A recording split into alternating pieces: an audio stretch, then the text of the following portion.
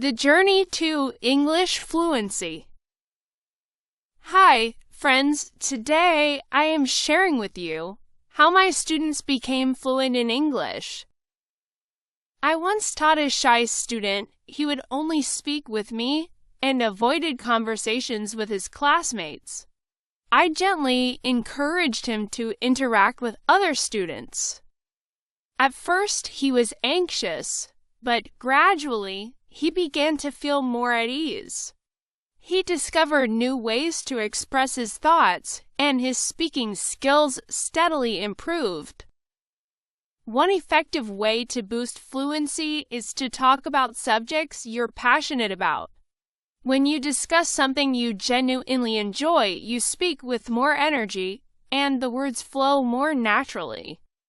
I had a student who was a huge football fan.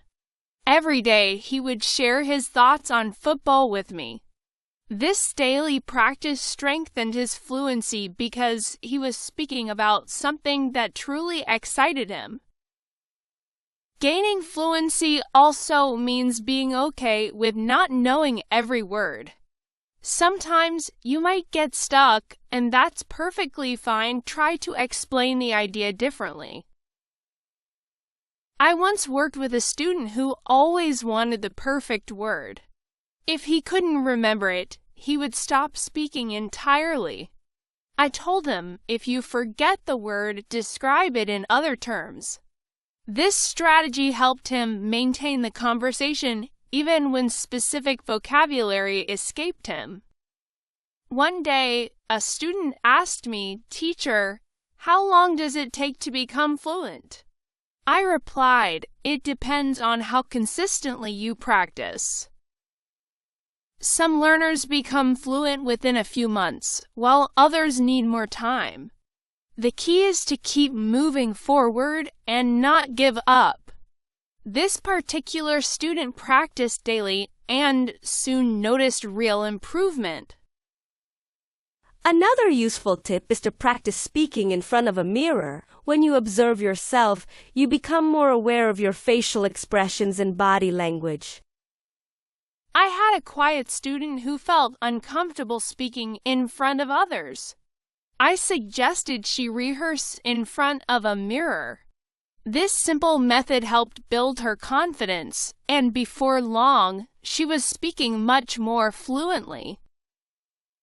Another student once asked, "Teacher, what should I do if I forget a word while I'm talking?" I said, "Don't stop, keep going. The word may come to you, or you can use a different one." This approach helped him stay composed and continue speaking, even when he forgot something. It's also important to take breaks. Your brain needs rest after long periods of learning. I had a student who pushed herself too hard. Eventually, she felt burned out and frustrated. I told her, take a break, relax, and return with a fresh mind. After taking time to recharge, she felt better and her speaking skills improved. Fluency isn't only about conversation. You can use English creatively, write a story, sing a song, or make a video.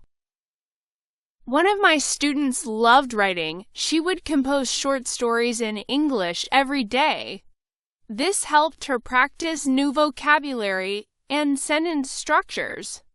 Later, she began reading her stories aloud, which further boosted her fluency. Another powerful way to learn is by teaching others. When you teach, you reinforce what you've learned. I had a highly fluent student who started helping her friends with English. She would explain vocabulary and practice dialogue with them. This not only supported her friends, but also boosted her skills. Creating a daily routine can also make a big difference. I knew a student who practiced speaking for 30 minutes every morning. He stuck to his routine consistently, and his fluency improved significantly. A routine builds discipline and ensures steady progress. Patience is also key. Becoming fluent takes time. I once had a very impatient student. He wanted instant results, and when progress was slow, he became discouraged. I told him, be patient, you're improving, even if it doesn't feel fast. He kept practicing, and with time, his confidence and fluency grew. Fluency isn't just about speaking, it's also about listening. Good listening helps you respond more naturally. I had a student who was an excellent listener. He would listen carefully before replying. This made his conversations more thoughtful and clear. Staying positive is another crucial factor. Learning a language has its challenges, but a cheerful mindset makes the journey easier. I taught a student who always had a smile, even when she made mistakes. Her positive attitude kept her motivated, and eventually, she became fluent. Sometimes reaching fluency means stepping out of your comfort zone. I had a student who spoke confidently in class but was quiet outside school. I encouraged her to start speaking with people outside the classroom. Though nervous at first, she slowly became more comfortable and fluent. It also helps to learn from fluent speakers. Watch how they speak, notice their tone and rhythm, and try to learn from their style.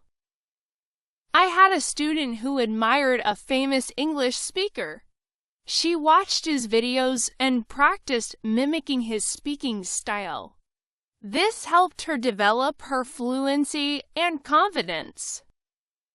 Thank you for watching this video. Please wait for the next video, part 4.